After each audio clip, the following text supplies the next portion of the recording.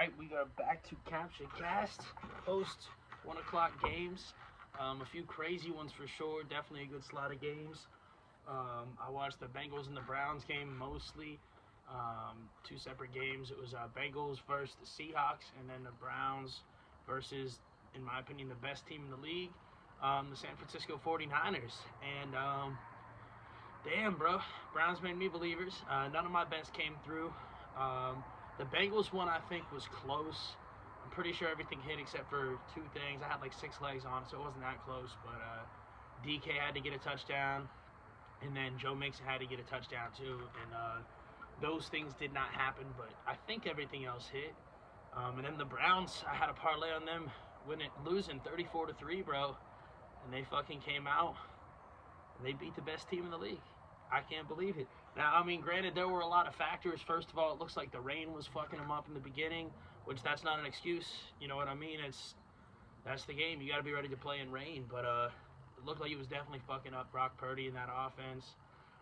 But the one that is a little bit of an excuse is they lost arguably the two best players. I don't even think it's arguable. They lost the two best players on their offense in the first quarter, or in the first half at least. Both Christian McCaffrey and Debo went down. So I'm sure that's going to be a big storyline, and they're going to care about that more than the loss, is making sure those two guys are all right, because they're going to need them to make a run. Purdy's good, but you could tell he was missing his weapons out there.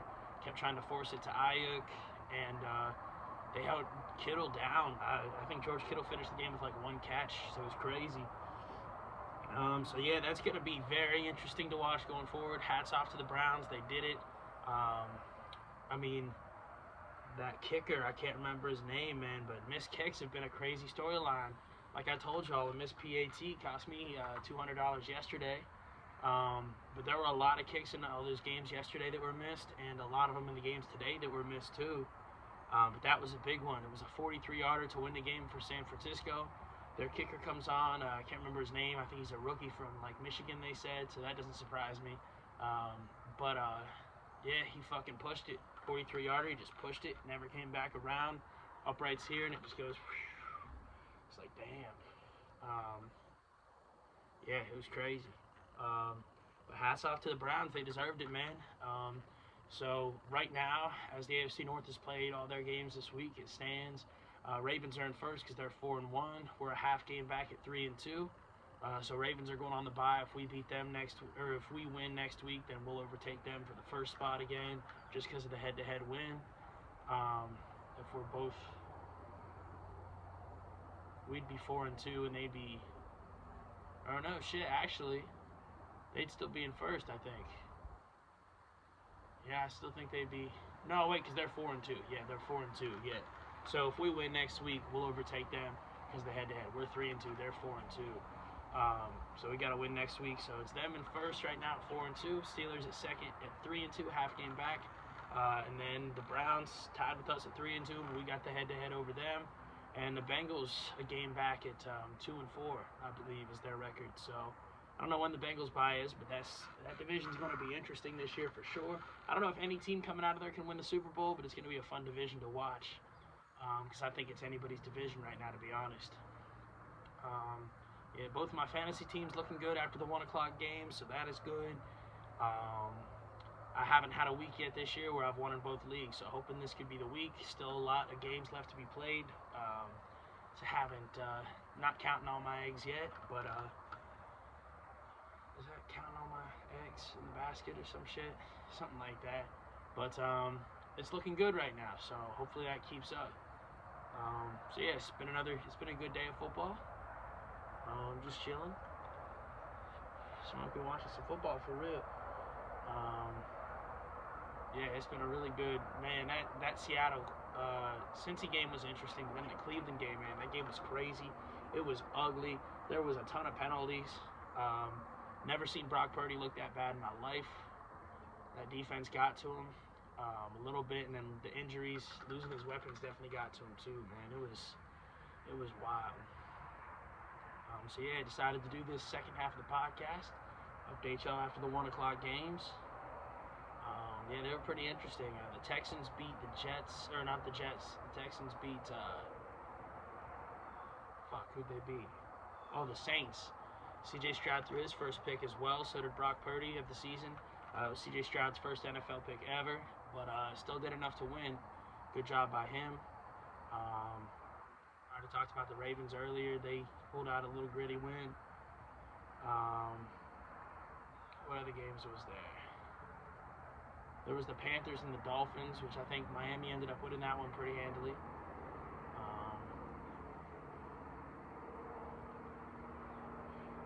I think there was one more game, too, that I can't think of. But yeah, it's been an interesting week of football so far.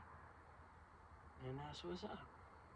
In other news, there was the whole Logan Paul Dylan Danis fight the other night. I don't know. I haven't, for whatever reason, that fight doesn't interest me at all. It didn't really since they started. I'm just not a big fan of the Paul brothers, man. I kind of respect Jake a little bit. I don't know enough about Logan either, but in general, I'm like, meh. And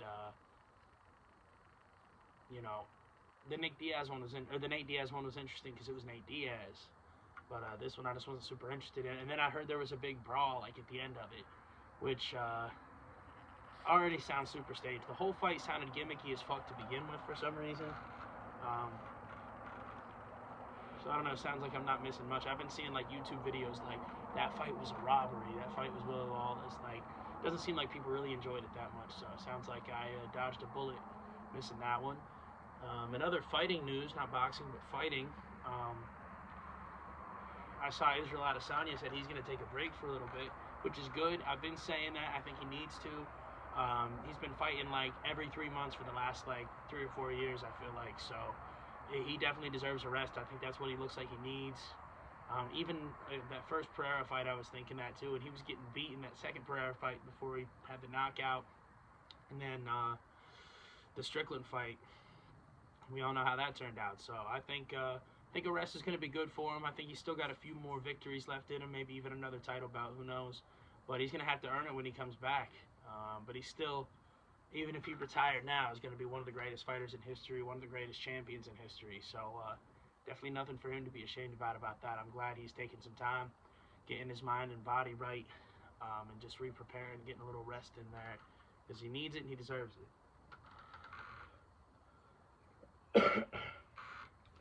So yeah, some crazy 1 o'clock games, man.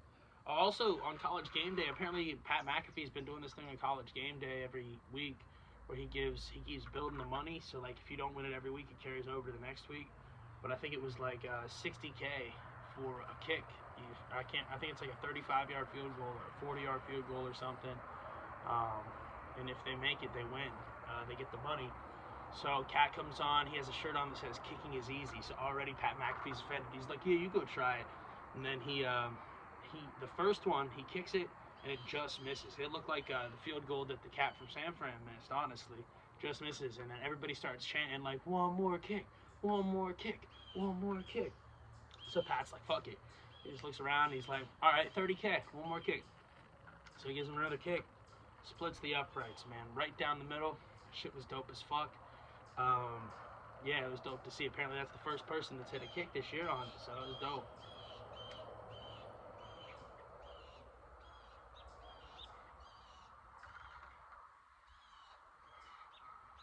I know Pat had to be so pissed the dude was wearing the shirt that said "Kicking is easy." But if I've learned anything from football over the past 2 days, it's that kicking is not easy at all, because there have been so many huge kicks that have completely changed games. So, or bets. So, yeah, definitely I'd say kicking is not easy. I would not. I mean, yeah, I would want to be an NFL kicker. It'd be cool, but that's, man, talk about the pressure involved in that, and it's a fucking lot. So I see these guys like Justin Tucker and Vinatieri. Tucker had a kick block today and still made 6 field goals, you know what I mean? Vinatieri, Nick Folk, all these other guys that were able to be really high-quality kickers. Chris Boswell, got to shout out my man Boz. Jeff Reed from back in the day. Whoever to be, you know, good high-quality kickers for a long time in the league. Because that's fucking hard to do, man. That shit is not easy. Yeah, I'm just in a super football mode right now, man. Like, I just want to watch the 4 o'clock games. Like, don't get me wrong, very hyped about the podcast, but like, I need to find some way. I just need to get a camera or something. So I can record the podcast and then like watch shit on my phone and like be reacting to shit I'm watching. You know what I mean? Definitely need to do that. Then I could be sitting here and just live streaming a game, bro. That would be sick, and just be like my reaction to it and shit, talking in between and shit like that. So we're gonna get that going at some point post show. You know it, you know it, you know it. You know what's up? Yes sir, this blunt hit. It's a beautiful fall day out here. Got me a blissy. Got me some lemonissy. Some lemonade.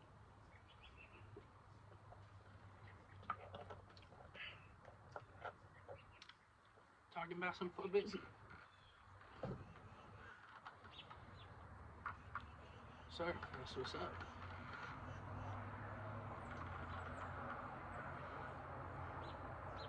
Watched this shit earlier today on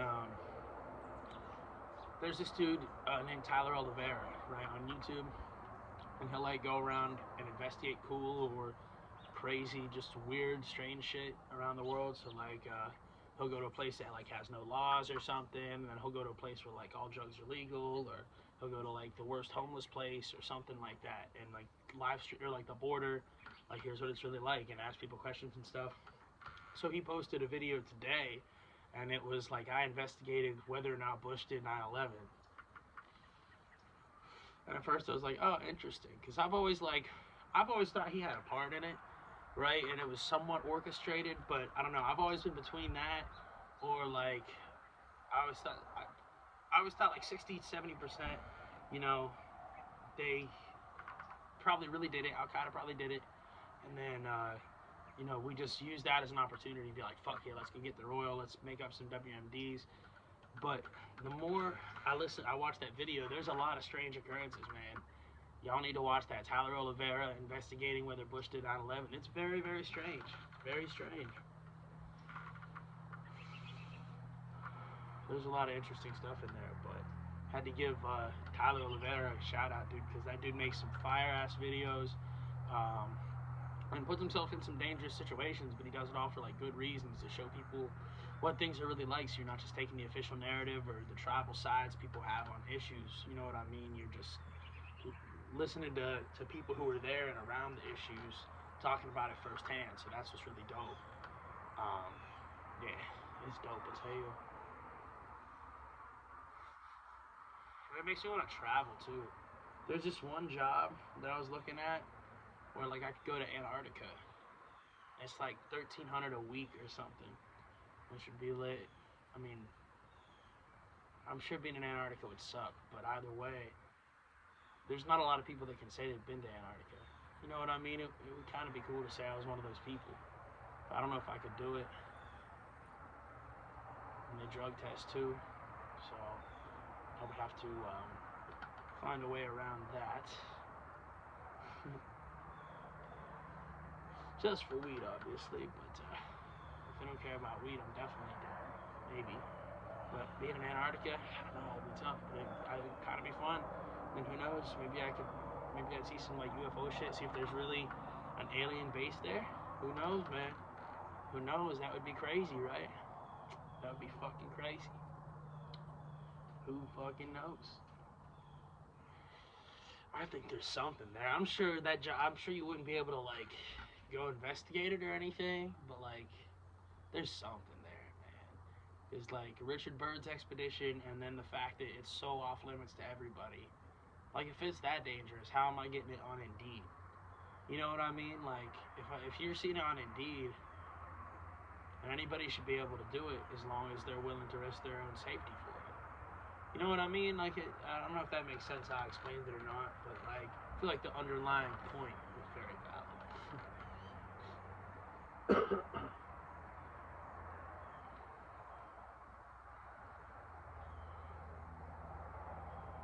dude, it'd be crazy to see some shit out there.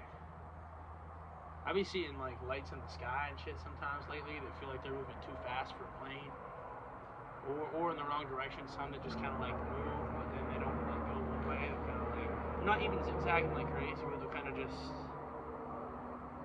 you know, like a way that doesn't make sense. But I think it's Elon's Starlink, bro, because I've seen like a lot of stories of people confusing those with with UFOs.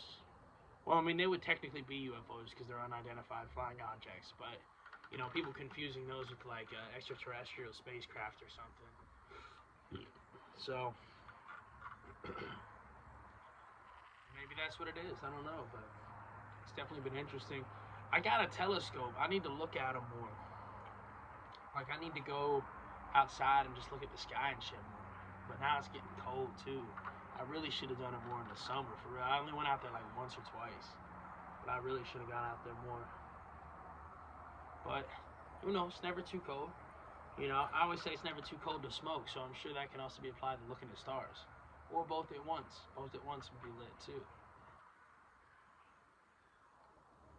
Part of the reason I tried to do it in the summer, and I went out there a few times, but I went out there drunk when I was doing it, so that could be part of the reason, because that shit's kind of difficult, bro. You gotta especially when you've never used a telescope before, you gotta align it for a second. It's kind of like looking at a microscope for real.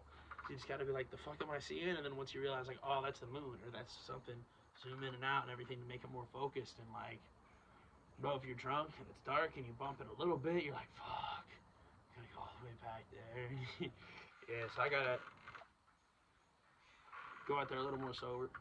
I can definitely smoke first, but the motor skills that alcohol can impair are not ideal for a telescope experience. So I have to go out there not intoxicated from alcohol and see if I can be a little more deft and skillful about it. Just looking down out there. Fuck.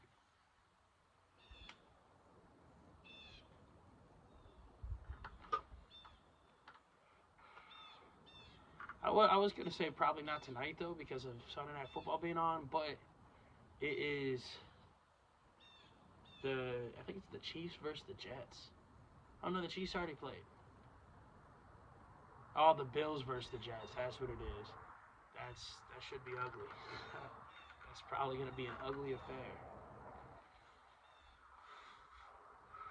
So I have one more dollar already in FanDuel that I was gonna spend today. So I just gotta think of the perfect bet to place for my last one. And I'm between, should I just say fuck it and put one on correct score, or should I try to go for an easier one and just try to win myself more betting money? You know what I mean? Go for something that's gonna win me $5 or $10. It's easier to hit, and then I got 5 or 10 more chances for that $1 to do the correct score. But I'm kind of thinking that's the move. But I don't know. We'll see. We'll see just what's available, I guess. There's always something in between too. Could do something that hits for 40, 50, 60. All bets are off when betting is on. I don't know, that makes no sense. But I meant all options are open for it. You know what I mean? Yeah. This one hitting nice. Yeah, beautiful, beautiful fall day out here. I watched the last episode of Archer yesterday, or it was either yesterday or the day before. But yeah, the very last episode. It's crazy. It was sad. It was good, but I feel like they could have done a little bit better for the last episode, to be honest. But it was still really, really, really good. The last season was amazing. They wrapped it up all nice, and pretty soon I'm gonna have to go back and rewatch the whole thing, just because it's that good of a show. It's one of the greatest shows I've ever watched. Archer, if y'all haven't seen it, y'all need to watch it. It's fucking incredible. Their humor that they use just with language is amazing. It's hard to explain, but you'll see what I mean when you watch it. Just for one example, almost every scene in the entire show's history, spanning over more than 10 years, the last word of the last scene will correspond with the first word of the next scene, if that makes sense. So I don't know, for instance, somebody in the first scene will say something I don't give a, and then it'll cut. And then the person in the next scene will start with, shit, what are you doing here? Or something like that. A completely different thing that's happening, but the word, or the phrase, or whatever links. And they do, that's just something little, but they do a bunch of little shit like that throughout the course of the show that's just fucking incredible. How they just play with the English language. It's dope. Especially as a musician, lyricist, rapper, that's super cool to watch and inspiring and shit, and just it makes you get a lot of ideas about shit, just how to write. And another show kind of like that, but it does it in a whole different way, is Letterkenny. Letterkenny just does, like, I can't even explain it either.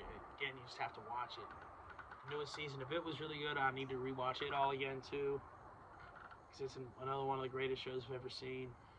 But they'll do things like intros sometimes. Well, they'll do intros for every episode, but sometimes the intro, he'll just say, like, things in alphabetical order or something, like jumping jack, jump down on the jump, the jump down, like something, but every single word will be a real word and it makes sense. And then they'll move on to the next letter and shit. It's crazy. It's crazy. It's crazy. But yeah, it's really good. And then Shorzy's a spinoff of it, and it's coming out. The new season of it's coming out soon, like in October or something, or November maybe. So I can't wait to watch that. Because the first season was dope as fuck.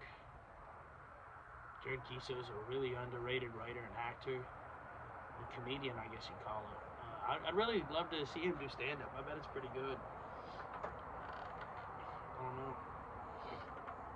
But I also bet he'd be good in like a drama series, bro. You know what I mean? Like,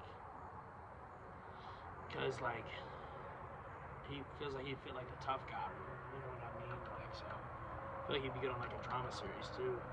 That's a good show. A lot of good shows. I've been watching a lot of TV and movies. I can't even count. I need to fucking. I definitely need to be writing more, making more music. And I still am, but I've also just been. Man, there's been a lot of good shit out lately, and I feel like there was a good period of time, like years, where TV wasn't that good and movies wasn't that good, and like even football maybe even wasn't that good, just because it all was like political and COVID and this and this. So like, it's good to see shit kind of being like great again. Not to use that phrase, but as far as like movies and TV and shit, yeah, no, that phrase would more apply to the economy, which is not great right now. It might be getting a little bit better, no cap, I can't even lie, because I feel like I saw gas at $3.10 the other day, which still isn't good, but I mean, it's better than $3.60, which is what it was at for a while, so hopefully that trend continues, but I still definitely think we need to look elsewhere for solutions. But at the end of the day, we really just need to look inside for solutions. To be your best you, do what you love to do, enjoy every day that we're here on this great earth, and this beautiful life we have to live and have to spend time together and enjoy with us all together. So with that being said, let's get back to watching some football. Love you guys. Peace and love.